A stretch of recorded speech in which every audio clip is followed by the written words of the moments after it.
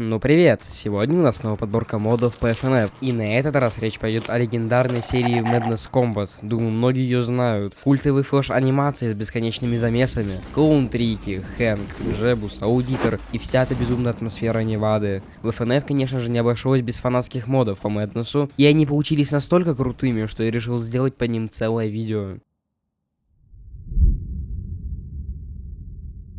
Пожалуй, можно начать с легенды Versus Трики. Этот мод давно стал классикой и, можно сказать, визитной карточкой FNF мода в целом. Здесь есть все. Собственное меню, уникальные спрайты, отдельная музыка на фоне. Атмосфера Madness передана максимально. Но самое интересное ждет игроков в четвертой фазе, которая доступна только во фриплее. Это знаменитая Expurgation. Настоящий кошмар для тех, кто решит проверить свои нервы и пальцы на прочность. В этой фазе появляются особые механики. Удары становятся еще смертельнее, а каждая ошибка ощущается как приговор.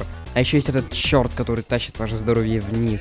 Добавьте к этому визуальный хаос на экране и адреналин. Вы получите один из самых жестких челленджей в истории FNF. Но как всегда, фанаты не останавливаются только на том, что уже выпущено. В сети можно найти неиспользованные спрайты, такие как Colossus и Violence, которые планировались в моде, но так и не дошли до финальной версии. Увидев эти арты, невозможно не задуматься. А что было бы, если бы Трики обрел еще более безумные формы? Возможно, игроки просто бы не выдержали такого накала.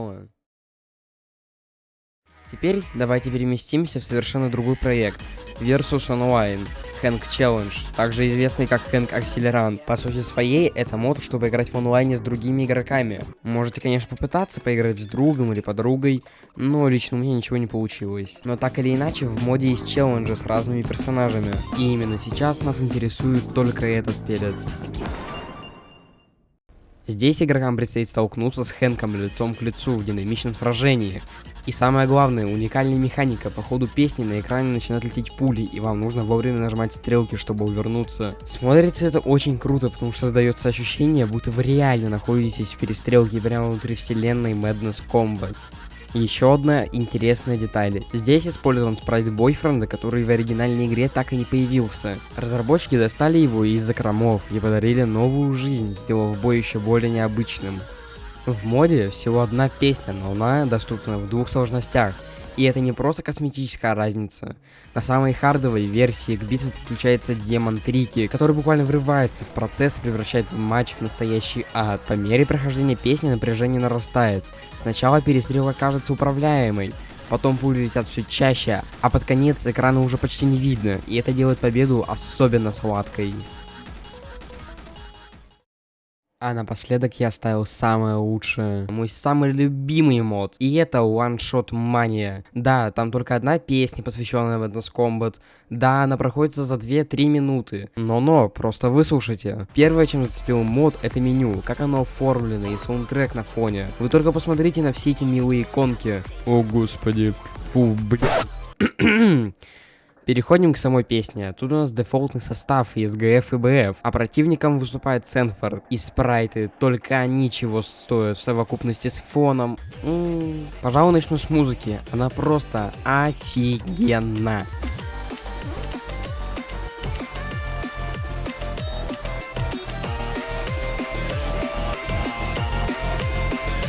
Потом фон. На фоне постоянно что-то происходит. Пока Сэнфорд отстреливается от кого-то, ГФ укрывается. Тут, кстати, тоже реализована механика уворота от пуль. И тут даже ивенты есть. Кажется, он разучился уворачиваться. Ой, и тут Хэнк даже есть, который прикрывает нас. Ну и Пика довольно-таки неплохо справляется. Просто послушайте его парт.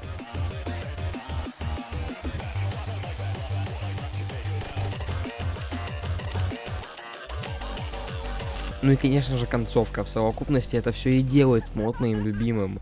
Без сраных, мгновенно убивающих стрелок. Сейчас попрошу воздержаться комментаторов, кто хочет написать, что это проблема скилла. Как по мне, это слишком большая цена за песню.